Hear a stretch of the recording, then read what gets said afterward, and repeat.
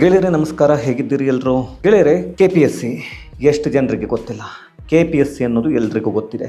ಎಷ್ಟೋ ಜನ ಅಪ್ಪ ಅಮ್ಮಂದಿರ ಕನಸು, ನನ್ನ ಮಗ KPSC ಎಕ್ಸಾಮ್ನಲ್ಲಿ ಪಾಸಾಗಿ ಒಂದು ಹುದ್ದೆಯನ್ನು ಪಡೆಯಲಿ, ಒಬ್ಬ ಅಧಿಕಾರಿಯಾಗಲಿ. ಆದರೆ ಇಲ್ಲಿ ಎಷ್ಟು ಜನರಿಗೆ ಆ ಆಸೆ ಇದೆಯೋ ಗೊತ್ತಿಲ್ಲ. ಆದರೆ ಆ ಆಸೆ ಆಗುತ್ತಾ ಇಲ್ವೋ ಅದು ಕೂಡ ಗೊತ್ತಿಲ್ಲ. ಯಾಕೆಂದರೆ ನಮ್ಮ ಕರ್ನಾಟಕ ರಾಜ್ಯದಲ್ಲಿ, ಅದರಲ್ಲೂ ನಮ್ಮ ದೇಶದಲ್ಲಿ ಒಂದು ರಾಜಕೀಯ ಪಕ್ಷ ಇದೆ.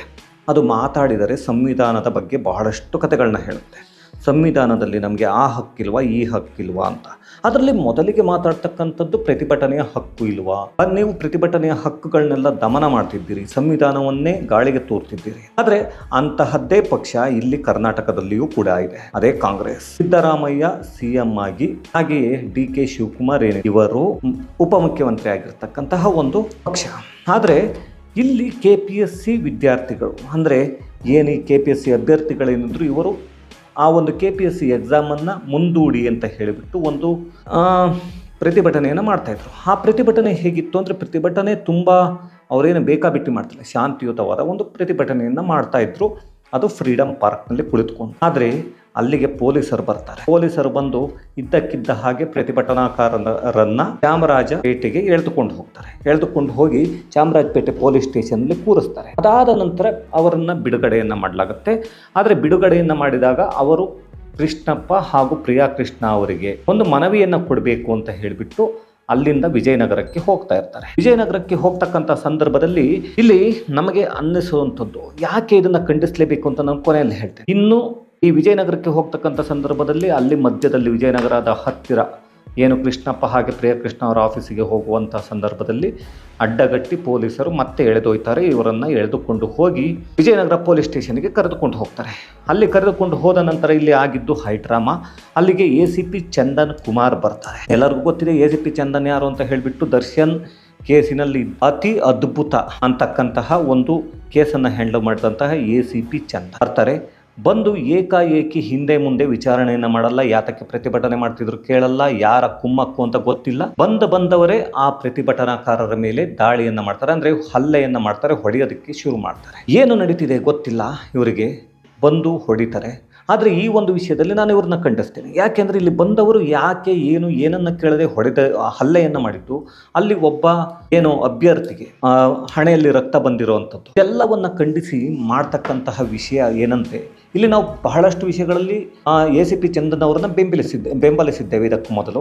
ಆದರೆ ಈ ಒಂದು ವಿಷಯದಲ್ಲಿ ಬೆಂಬಲಿಸೋದಿಲ್ಲ. ಯಾಕೆಂದರೆ KPSC ಎಕ್ಸಾಮನ್ನು ಬರೆಯೋದಕ್ಕೆ ಅಂತಲೇ ಒಂದು ಕಾಲದಲ್ಲಿ ಕಾಯ್ದು ಕುಳಿತುಕೊಂಡು ಎಕ್ಸಾಮನ್ನು ಬರೆದು KPSC ಎಕ್ಸಾಮನ್ನು ಪಾಸಾಗಿ ACP ಆಗಿ ಬಂದಂತಹವರು ಈ ಚಂದನ್. ಆದರೆ ಇವರು ಯಾರ ಕುಮ್ಮಕ್ಕು, ಯಾರು ಏನನ್ನು ಹೇಳಿದ್ರೋ ಗೊತ್ತಿಲ್ಲ, ಬಂದವರೇ ಏಕಾಏಕಿ ಅಲ್ಲಿದ್ದಂತಹ ಅಭ್ಯರ್ಥಿಗಳ ಮೇಲೆ ಹಲ್ಲೆಯನ್ನು ಮಾಡ್ತಾರೆ. ಚಂದನ್ ಕುಮಾರ್ ಅವರನ್ನ ನನಗೆ ಒಂದು ಕ್ವಶನ್ನ ಕೇಳ್ತೀನಿ. ಅವರ ಅತ್ಯದ್ಭುತ ಭಾಷಣಗಳನ್ನ ನಾನು ನೋಡಿದ್ದೇನೆ. KPSCಯನ್ನು ಈ ರೀತಿಯಾಗಿ ಪ್ರಿಪೇರ್ ಆಗಬೇಕು, ನೀವು ಈ ರೀತಿಯಾಗಿ ಆದರೆ ತುಂಬ ಚೆನ್ನಾಗಿರುತ್ತೆ ಅಂತಕ್ಕಂತಹ ಎಲ್ಲ ಭಾಷಣಗಳನ್ನ ಹೇಳಿದ್ದೇನೆ. ಕೇವಲ ಭಾಷಣಗಳನ್ನ ಮಾಡಿದ್ರೆ ಅಷ್ಟೇ ಸಾಕಾಗಲ್ಲ, ಮೊದಲಿಗೆ ತಾಳ್ಮೆ ಅನ್ನೋದಿರಬೇಕು. ತಾಳ್ಮೆಯಿಂದ ಕೇಳುವಷ್ಟು ಪರಿಜ್ಞಾನ ಇಲ್ದಂಗೆ ಏನಾದರೂ ಮಾಡಿದ್ರೆ ಇವರು, ಇಲ್ಲ ಯಾರೋ ಹೇಳಿಕೊಟ್ಟು ಏನಾದರೂ ಮಾಡಿದ್ರ ಗೊತ್ತಿಲ್ಲ, ಯಾವ ರಾಜಕಾರಣಿಗಳ ಒತ್ತಡ ಎಲ್ಲಿತ್ತು ಎಷ್ಟಿತ್ತು ಅಂತ. ಆದರೆ ಇಲ್ಲಿ KPSC ಅಂದ ತಕ್ಷಣ ನಮಗೆ ಬರೋದು ಒಂದೇ ಒಂದು ನೆನಪು, ಅದು ಭ್ರಷ್ಟರ ಕೂಟ ಅಂತ. ಯಾಕೆಂದರೆ ಎಷ್ಟೋ ಬಾರಿ ಹೈಕೋರ್ಟ್ ಹೇಳಿದೆ ಇದರ ಬಗ್ಗೆ.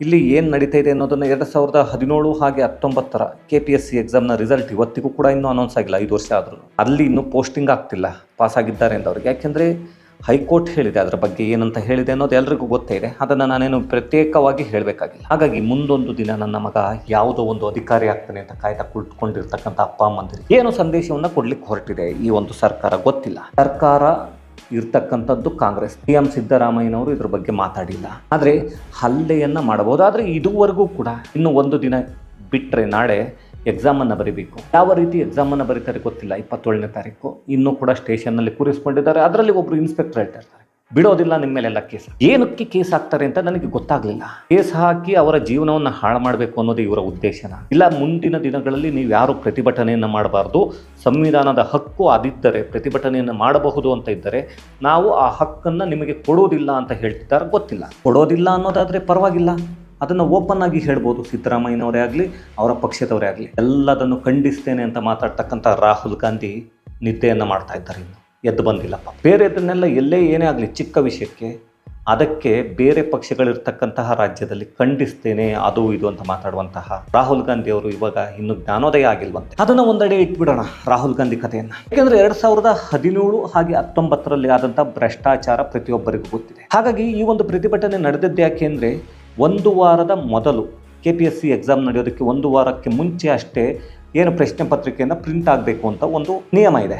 ಆ ನಿಯಮವನ್ನು ಗಾಳಿಗೆ ತೂರಿ 1 ತಿಂಗಳ ಮುಂಚೆ ಪ್ರಶ್ನೆ ಪತ್ರಿಕೆಯನ್ನು ಪ್ರಿಂಟನ್ನು ಮಾಡಿದ್ದಾರೆ. ಯಾಕೆ ಅದನ್ನು ಪ್ರಿಂಟ್ ಮಾಡಿದ್ದಾರೆ ಅಂತ ಅಂದರೆ, ಇಲ್ಲಿ ಇವರಿಗೆ ಅಂದರೆ ರಾಜಕಾರಣಿಗಳಿಗೆ ಬೇಕಾದವರಿಗೆ ದುಡ್ಡಿಗಾಗಿ ಸೇಲ್ ಮಾಡಿಕೊಳ್ಳಿಕ್ಕೆ ಕೊಡೋದಿಕ್ಕೆ ಇದನ್ನು ಪ್ರಿಂಟ್ ಮಾಡಿಕೊಂಡಿದ್ದಾರೆ ಅಂತಕ್ಕಂಥದ್ದು ಇಲ್ಲಿ ಏನು ಒಂದು ಪ್ರತಿಭಟನೆಯನ್ನು ಮಾಡ್ತಾ ಇದ್ರು ಈ ವಿದ್ಯಾರ್ಥಿಗಳ ಒಂದು ಆರೋಪ. ಹಾಗಾಗಿ ಇದು ಬೇಡ, ಇವಾಗ ಮುಂದೂಡಿ ಅಂತ ಹೇಳಿಬಿಟ್ಟು ಅವ್ರು ಕೇಳ್ತಿದ್ರು. ಇಲ್ಲ, ಬೇರೆ ಪ್ರಶ್ನೆ ಪತ್ರಿಕೆಯನ್ನು ಪ್ರಿಂಟ್ ಮಾಡಿ ಅಂತ. ಯಾಕೆಂದ್ರೆ ಒಂದು ವಾರಕ್ಕೆ ಮುಂಚೆ ಆಗಬೇಕಾಗಿರ್ತಕ್ಕಂಥ ಪ್ರಶ್ನೆ ಪತ್ರಿಕೆ ಯಾವಾಗಲೂ 1 ತಿಂಗಳ ಮೊದಲೇ ರೆಡಿ ಆಗಿದೆ ಅಂದ್ರೆ ಅದು ಎಲ್ಲೆಲ್ಲಿಗೆ ಹೋಗಿದೆ, ಎಲ್ಲೆಲ್ಲಿ ಸೋರಿಕೆ ಆಗಿದೆ ಗೊತ್ತಿಲ್ಲ. ನಮ್ಮಲ್ಲಿ ಇರ್ತಕ್ಕಂಥ KPSC ವ್ಯವಸ್ಥೆ ಹೇಗಿದೆ ಅಂದ್ರೆ, ಅದು 1 ತಿಂಗಳು ಬೇಕಾಗಿಲ್ಲ, 1 ವಾರದಲ್ಲೂ ಕೂಡ ಎಲ್ಲಾ ಕಡೆನೂ ಸ್ಪ್ರೆಡ್ ಮಾಡ್ತಾರೆ. ಅಂತಂತ ದೊಡ್ಡ ಮೇಧಾವಿಗಳಿದ್ದಾರೆ. ಯಾಕೆಂದ್ರೆ ತಿನ್ನುವ ಹೇಸಿಗೆಗಳು ಸಿಗ್ಲಿಲ್ಲ ಅಂತಂದಾಗ ಹೇಸಿಗೆಯನ್ನು ಹುಡುಕುವುದು ರಾಜಕಾರಣಿಗಳ ಜೊತೆ ಸೇರಿಕೊಂಡು ದುಡ್ಡು ಕೊಟ್ಟು ಬಂದಂತಹ ಅಧಿಕಾರಿಗಳು ಅದೇ ಕೆಲಸ ಆಗುತ್ತೆ. ಹಾಗಾಗಿ ಈ ಅಧಿಕಾರಿಗಳು ಜೊತೆಗೆ ರಾಜಕಾರಣಿಗಳು ಸೇರಿಕೊಂಡು ಇದನ್ನ ಮಾಡ್ತಾರೆ ಅನ್ನೋದು ಎಲ್ರಿಗೂ ಗೊತ್ತಿರ್ತಕ್ಕಂಥ ವಿಷಯ, ಅದೇನು ಹೊಸ ವಿಷಯ ಅಲ್ಲ. ಹಾಗಾಗಿ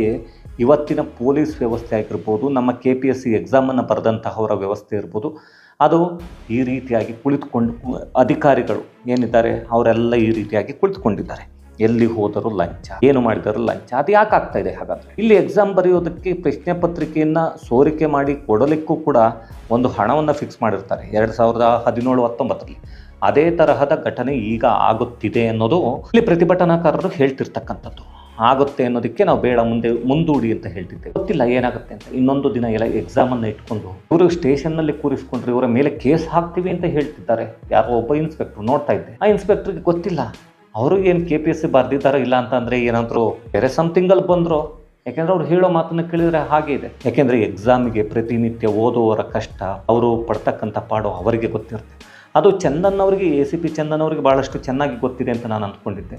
ಆದರೆ ಅವರೇ ಈ ರೀತಿ ನಡೆದುಕೊಂಡಿರೋದು ನೋಡಿದ್ದೆ. ನಾನು ಈ ವಿಷಯದಲ್ಲಿ ಮಾತ್ರ ಅವರಿಗೆ ಯಾವುದೇ ಕಾರಣಕ್ಕೂ ಬೆಂಬಲವನ್ನು ನೀಡೋದಿಲ್ಲ. ಹಾಗಾಗಿ ಈ ಸರ್ಕಾರದ ನಡೆ ಎಲ್ಲರಿಗೂ ಅನುಮಾನವನ್ನು ಮತ್ತಷ್ಟು ಹೆಚ್ಚು ಮಾಡ್ತಾ ಇದೆ. ಇದನ್ನು ಈ ದಿನ ನಾವು ಖಂಡಿಸಲಿಲ್ಲ ಅಂದರೆ ಮುಂದೆ ಎಲ್ಲರಿಗೂ ಇದೇ ಪರಿಸ್ಥಿತಿ ಬರುತ್ತೆ, ಎಲ್ಲ ಕೆಲಸದಲ್ಲೂ ಇದೇ ಪರಿಸ್ಥಿತಿ ಬರುತ್ತೆ. ಹಾಗಾಗಿ ಖಂಡಿಸಲೇಬೇಕು ಪ್ರತಿಯೊಬ್ಬರು ಕೂಡ. ಹಾಗಾಗಿ ಖಂಡಿಸಿ ಅಂತಲೇ ಹೇಳ್ತಾ ಇದ್ದೇನೆ, ಖಂಡಿಸಲೇಬೇಕು. ಇಲ್ಲವಾದರೆ ಮುಂದೊಂದು ದಿನ ಸಂವಿಧಾನವನ್ನು ನಾವು ಉಳಿಸುತ್ತೇವೆ ಎಂದವರು ಸಂವಿಧಾನವನ್ನು ಅಳಿಸಿ ಹಾಕುತ್ತಾರೆ. ಇದನ್ನು ತಿಳಿದುಕೊಳ್ಳಬೇಕಾದಂತಹ ಒಂದು ವಿಷಯ. ಇದು ನಮಗೆಲ್ಲರಿಗೂ ಗೊತ್ತಿರಬೇಕು. ಗೊತ್ತಿಲ್ಲ ಅಂತಂದರೆ ಬಹಳಷ್ಟು ಕಷ್ಟ. ಈಗ ಈ ವಿಷಯಕ್ಕೆ ಸಿದ್ದರಾಮಯ್ಯನೂ ಮಾತಾಡಲ್ಲ, ಕಾಂಗ್ರೆಸ್ ಪಕ್ಷದ ಯಾವ ನಾಯಕರು ಉಸಿರನ್ನ ಬಿಡ್ತಾ ಇಲ್ಲ. ಯಾತಕ್ಕೆ ಬಿಡ್ತಿಲ್ಲ ಗೊತ್ತಿಲ್ಲ. ಹಾಗಾದರೆ ಅಷ್ಟೆಲ್ಲ ಇರುವವರು ಯಾಕೆ ಪ್ರತಿಭಟನೆಯನ್ನು ಹತ್ತಿಕ್ಕೋದಕ್ಕೆ ಹೋದರು? ಇದನ್ನು ಹೇಳಲಿ, ನೋಡೋಣ ಆಮೇಲೆ. ಈ ಒಂದು ವಿಷಯವನ್ನು ನಿಮ್ಮ ಮುಂದೆ ಇಡಬೇಕಿತ್ತು, ಹಾಗಾಗಿ ಇಡ್ತಿದ್ದೇನೆ. ಈ ಒಂದು ವಿಡಿಯೋವನ್ನು ಇಲ್ಲಿಗೆ ಮುಗಿಸ್ತಾ ಇದ್ದೇನೆ. ಧನ್ಯವಾದಗಳು. Thank you.